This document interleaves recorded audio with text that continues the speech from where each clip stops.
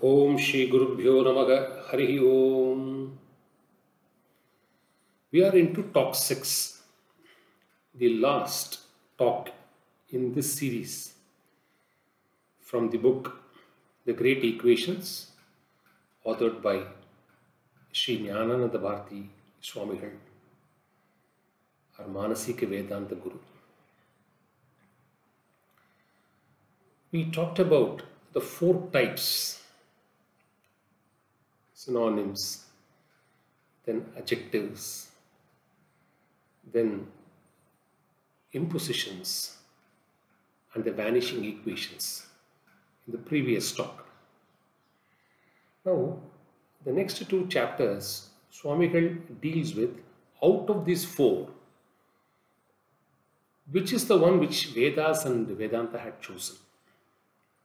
He has done it in a very descriptive way. But we'll just put it in just to a few sentences, and then we'll go to the last section of this book. So Swamigal says, Vedas and Vedanta do not assimilate synonyms as part of their approach. Because Vedas are meant to describe truth, and therefore they don't have to be using different sounds and expression conveying the same meaning. So synonyms are out of question in the Vedantic pursuit. Similarly, the non-Shastric imposition also stood excluded in Vedanta. So what remains is the adjective, the Sastric voluntary imposition, and of course the vanishing equation. Vanishing equation is the ultimate tattva which Vedanta seeks to subscribe to. So this has been explained rather in detail between what is supposing, what is knowing in great detail. After completing the description under these heads, now in his concluding 2 chapters, Swamigal has authored the following. He finally reduces what is the purpose of life, and from wherever we are today, what are the tools we should try to acquire to be in the pursuit of Vedanta, so that we travel in the path of that spiritual truth to attain that experience whenever we are destined to. So he again reduces it into these 2 buckets: the universe, and which is called the matter, and the individual, which is called the soul. To say it is the supreme soul pervading in all the 3. Now, step by step he takes us through this, the last 2 chapters. He says, the jiva, or the soul, because of its attendant limitations, limitedness to which the soul is attached or present to, it's unable to actually realize that the Jivatma and Paramatma are one and the same. Similarly, this whole universe, the cosmos, flooded with names and forms, takes it away from understanding the truth. Now here comes therefore a question. Swamigal poses it this way. See, gold is a substratum substance, no doubt. It can become a ring, it can become a necklace. But merely because gold is the substratum, can we therefore say, see, the ring has its use only in a finger. You can put it only through your fingers. The necklace also has its role only when you can adorn it around your neck. So can you adorn a necklace in your finger and a ring around your neck? Not possible. Gold is a substratum, therefore no. So it poses a question. Look here, these are all looking You find a ring with a specific use, you find a necklace with a specific use. What are you Advaiti supposed to therefore mean? What does Advaita therefore mean? And Swamigal clarifies, an aspirant pursuing Advaita does not mean he is a daydreamer, does not mean he is some abstract thinker, does not mean that he is way disconnected from this world. That is not Vedanta seeks to preach. If so, then what does it preach? So, based on the Vedantic texts, Swamigal classifies it into three broad categories. Paramarthika, Vyavaharika, and the status of being in a seeming state. Seeming state. These are the three divisions he makes. Paramarthika is the absolute truth, the ultimate reality, namely bliss. It is only Supreme Soul, no second to it, and it has no form, no color, nothing. And this universe is enveloped. These individuals are enveloped. So Paramarthika Tattva is nothing but absolute truth. Vyavaharika is nothing but a relative truth and not the ultimate or the absolute truth, and a work a day practical in life. So all of us have to lead our lives in a practical sense in this universe, including aspirants of Advaita, people in high pursuit. This distinction should be borne in mind. It's not that an aspirant in Advaita has to be that he renounces, he does renounce is a different term, but to say that he disconnects himself, world has to be, it's like a switching on, switching off of the universe. No, it doesn't happen that way. You have to work your practical life, even as you are pursuing your Atma Tattva. So this is Vyavaharika. Now there is a third stage, which is most of us are only in that stage, says Swami.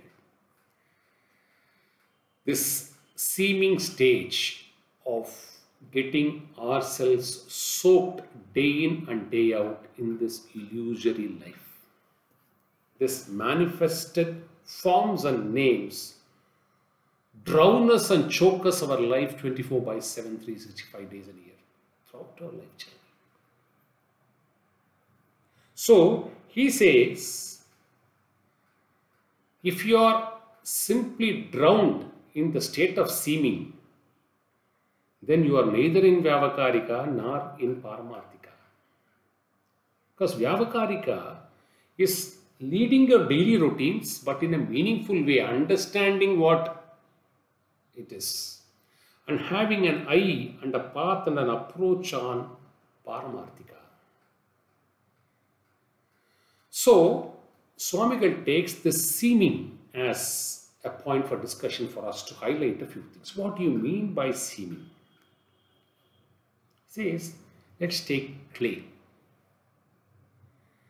A clay can be used to make a pot, to make a cup, to make a plate, to make a ball, etc., etc. So, the clay has the potential energy to take forms and names. And when it is translated into pot or a cup, the transition results in a kinetic power or a kinetic energy.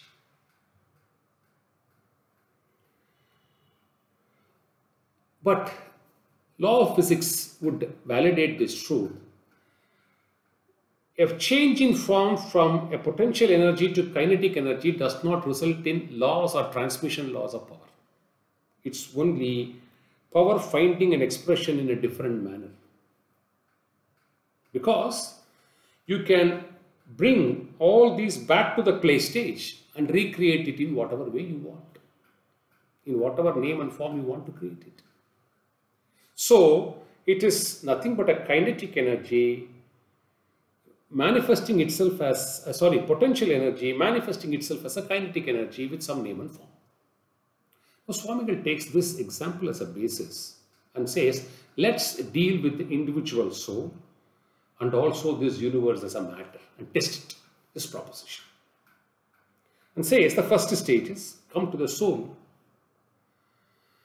We have seen in the previous session how the unmanifest power, the Maya or the Avidya, and the manifestations arising out of it, namely the matter and the soul, individual soul. We saw that in the last talk.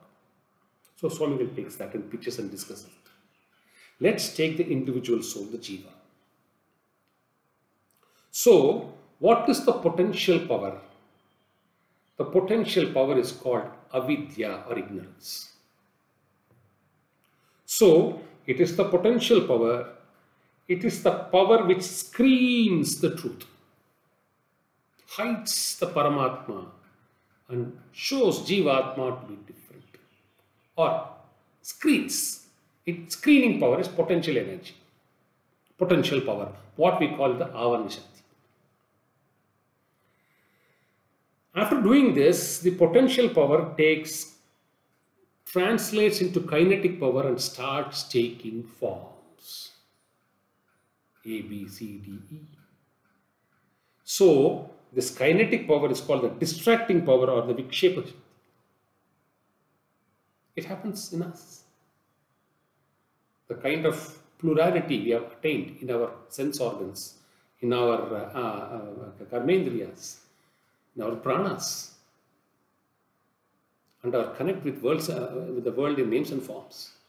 So, the potential power called Avidya transforms into kinetic form, and as a result there is screening happening, screening the truth and projecting falsehood or illusion over it. This is at the individual soul stage. Now come to universe or the matter. Same potential energy is called Maya,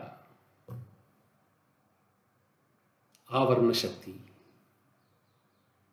Then the millions, trillions and trillions of forms and names which appear and disappear every second, every moment is nothing but transformation of this potential energy into kinetic energy with plurality of names and forms, like a clay becoming a pot, becoming a plate, becoming a ball, becoming a cup. It is the same energy. So here again, Maya, which is the potential energy, transforms into kinetic energy with plurality of forms, but it is only an expression of the same energy in a different form. So Maya, the potential energy, the screenings or the Avarna Shakti, then the kinetic energy, over it manifests the various illusory forms and names, the Vikshepa. So it's the same technique followed for matter, which is the universe, and the individual soul or the Jiva.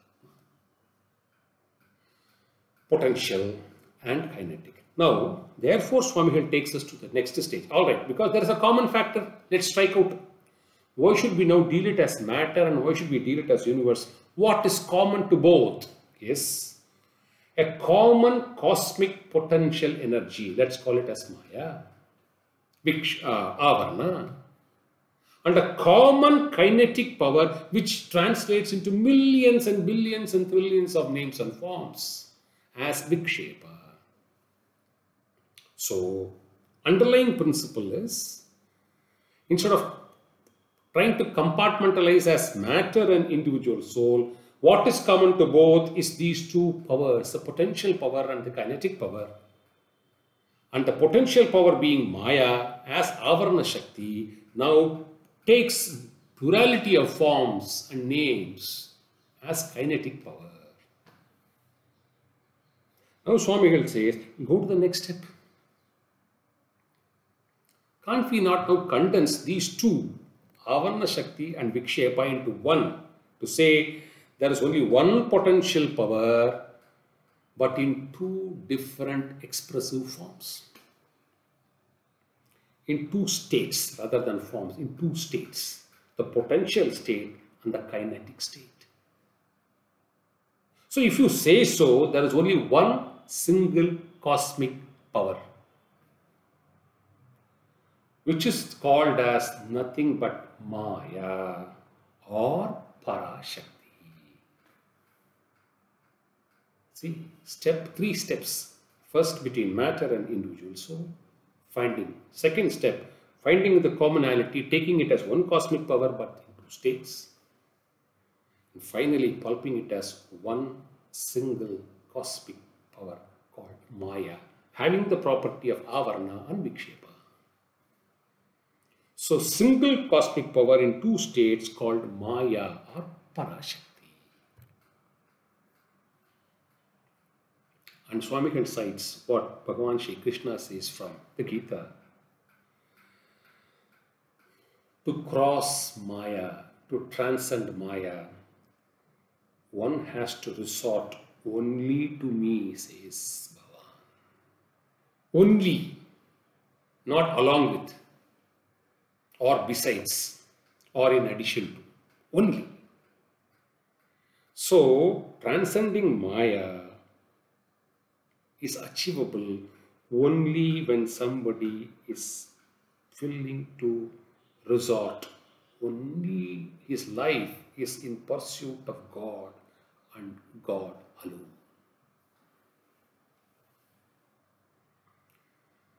Krishna also says Maya, which is constituted by gunas, is not easy to transcend.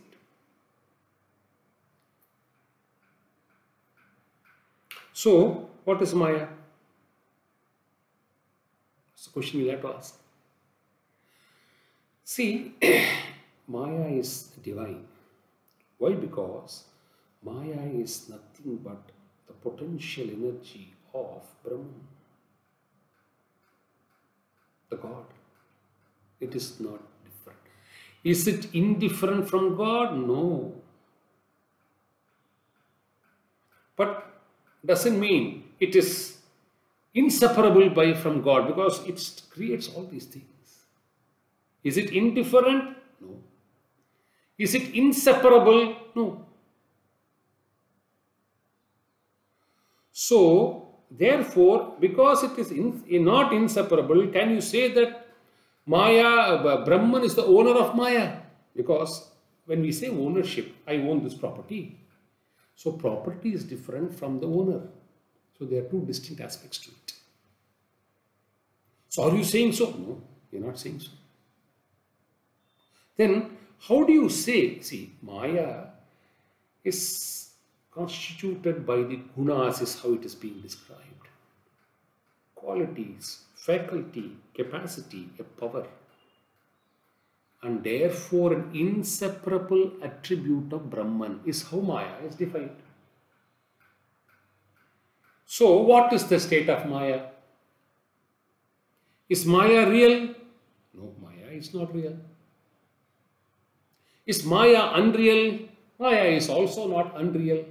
Oh, then what? So they give a third status to Maya. Maya is seeming. And therefore not describable. She is indescribable. Something we saw in the first talk. Maya is indescribable. Just a simile for our understanding, Swamigal gives. See, somebody is sitting before us and does not talk to us, does not open his mouth for an hour. He is not known to us earlier. Can we decipher what is the linguistic language he speaks? We can't. Can we decipher whether he can sing or not? We cannot. After a while, he sings. And he sings a, say, song in Tamil language. So we infer, okay, this man looks to be one familiar with Tamil language. And he can also sing. Is that the end of that man? Does it mean he cannot sing in other languages? Does it mean his mother tongue is only Tamil? Cannot infer. So, you can keep asking. So, the question is he the owner of what he is talking? Can we say yes or no? Is what he is doing, see, is it real? Whatever he is doing, is it real? Real means what? Reality means it should be eternally in existence. His song should eternally be. No, it doesn't. Because he has the power to speak. He has the ability to sing. And he also has the ability to withdraw and keep quiet and go into silence. So the ability to withdraw is also there, as the ability to express is there. So, is it real? It doesn't exist always. Is it unreal? No, there is somebody who is singing, which you are able to hear.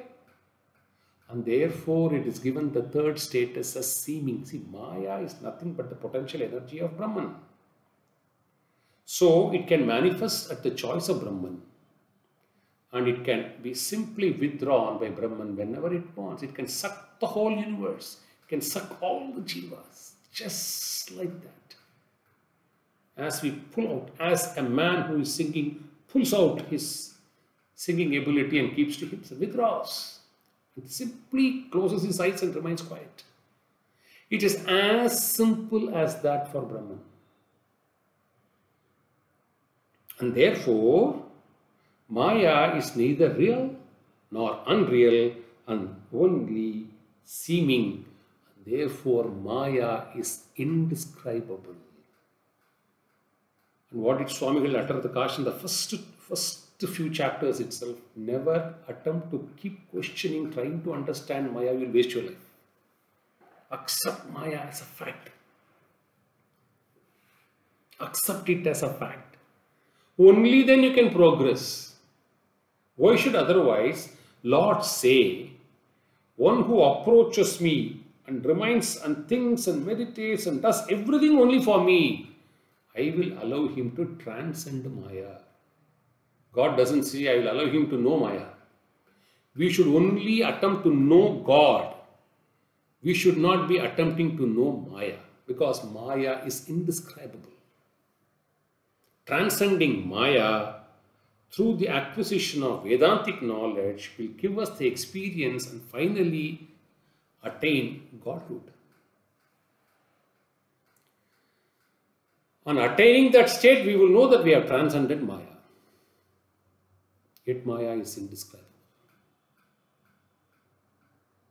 So this is something which we should clearly capture in our mind, says Swami.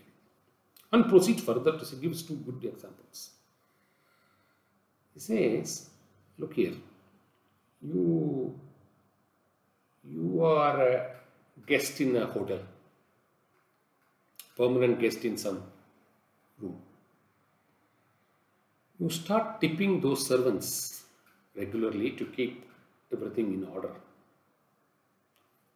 What will happen? Suppose you are there for a long stay, over a period of time, the servants, knowing you that you are dependent on them, will they not start exploiting you?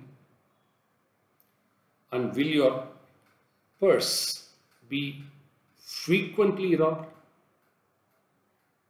You might have given initially something as tips, but will it not become a ritual because you are dependent on them?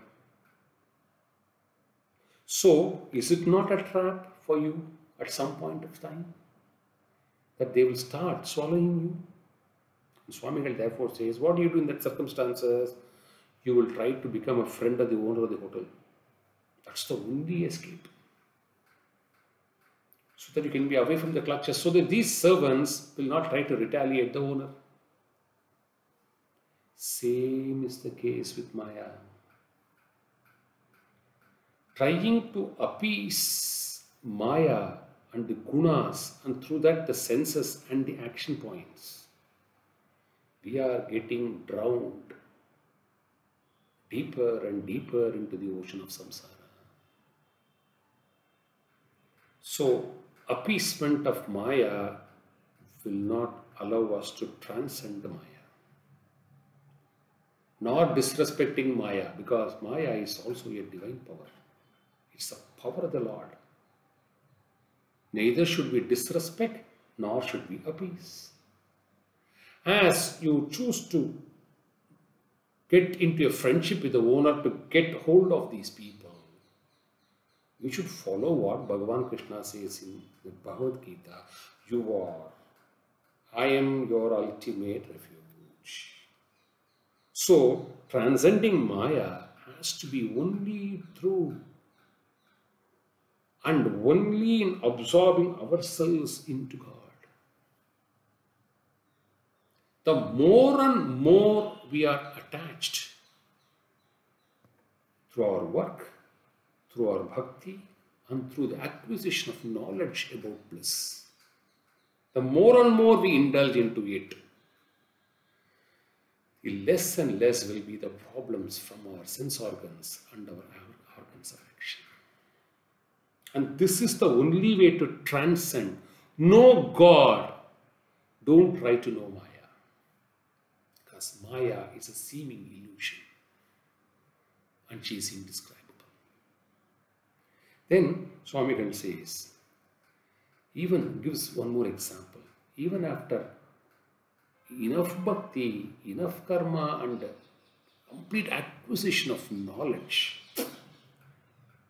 it's like a child who is given a beautiful cake. But it's almost as real as a rose flower is. It's made so nicely. If the child gets attracted towards the rose as a flower and therefore dissuades herself from taking that cake and swallowing it because she is stuck with this beauty, she is enjoying the whole thing, then the sweetness of the cake can never be tasted by the child. And therefore Swami says, because there are Pandits who may argue, look here, you need to do karma, we agree. You need to do bhakti, we agree. You need to acquire knowledge, jnana, we agree. Everything we agree. But ultimately we need that independent individual soul to experience Brahman. Otherwise, how will we know that experience? No. Advaita rejects it. He says, there is no question of an experience and an experiencer. It is just the experience which takes you ultimately to the truth that we are nothing but the supreme bliss. There is no experiencer thereafter. For you to say, so till such time we hold ourselves to our body, till such time we hold ourselves to our mind and our intellect and our prana, or ahankara, then we will not be able to reach bliss, however efficient and proximate we may be, because God is the underlying substance which we are, and we don't need anything on attaining that experience. So, individuality is lost forever. Because, see, bliss is considered to be a perfect equation. Bliss is considered to be a state which serves no other purpose. Atmajnana is a state which is not dependent on any enjoyment. This is how it gets defined. See, it is, then they ask, what is the best way to define Atmajnana? Don't define it, experience it. Expressions, any expositions fail because for somebody to be an Atma Vidya Upasaka and finally attaining that jnana, silence of the tongue and silence of the mind will happen as the eventual results. For a jnani, his tongue will become silent. His mind will get dissolved. There will be no mind for him to generate thoughts. No distractions, no disturbance, No differentiation. It's just complete fullness, a state of perfect peace, a state of equipoise, a state of a spiritual bliss and transcendence, for which you can't have any adjuvants as individual limitations or restrictions, says Swami. Now for this to attain, this state to attain, a small recap.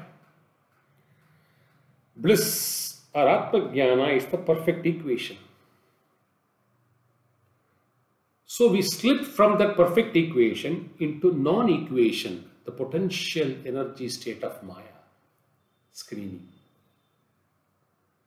From that state of non-equation, we, through a prism of this Maya, reflects the numerous forms and names called misequation.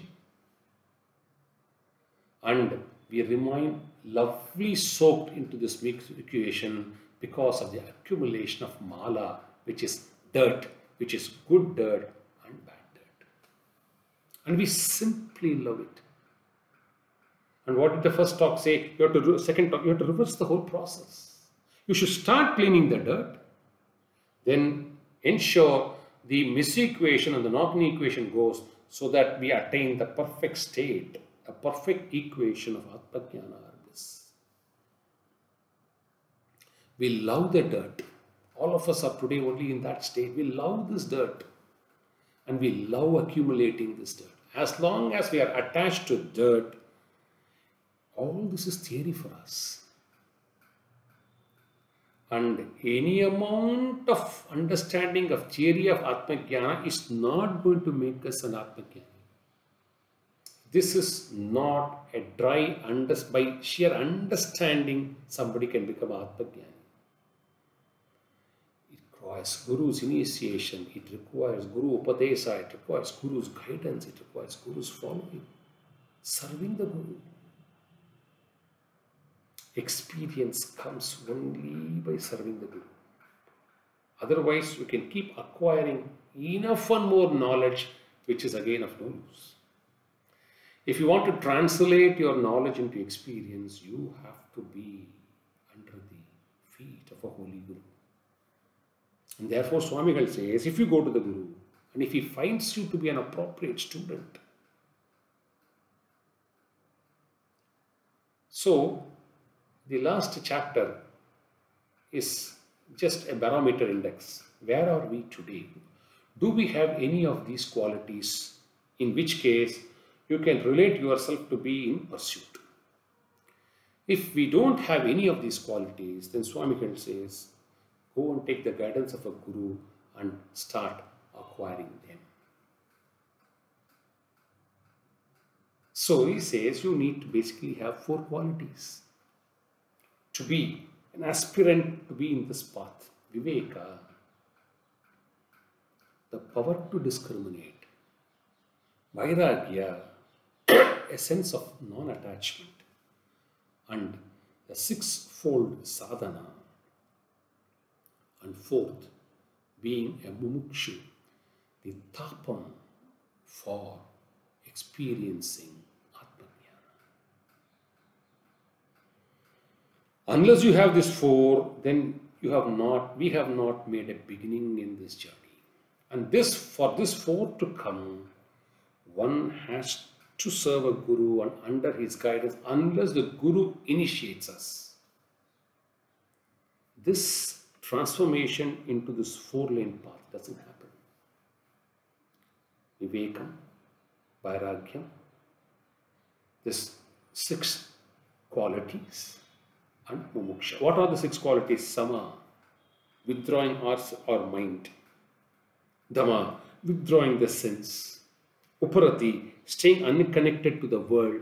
Titiksha, doesn't worry about the pairs of opposite, heat and cold, doesn't interfere or bother us.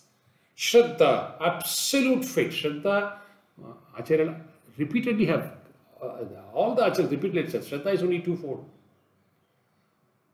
Unflinching loyalty to the truths established through Vedas and Vedanta, and unflinching loyalty and humility to one's Guru. and Guru's words and Guru's Upadesa. Then the sixth one is Samadhana, mental equipoise. So these are the six qualities, along with the aspiration, mumukshutvam, aspiration to attain bliss. If we have this, then we should engage ourselves into a fourfold path of Shravana, listening, Manana. Shravana is again, you can hear any number of things, read any number of things, watch any number of things, observe any number of things, but are you being initiated? Initiation is indispensable. The gate has to be opened and the key is always in the hands of Holy Guru. So Shravana, listening, Manana, cogitation, reflection, Nidhityasana, making, internalizing to become forming. See, you keep, it's not simply reflecting, you internalize and it should be part of your memory.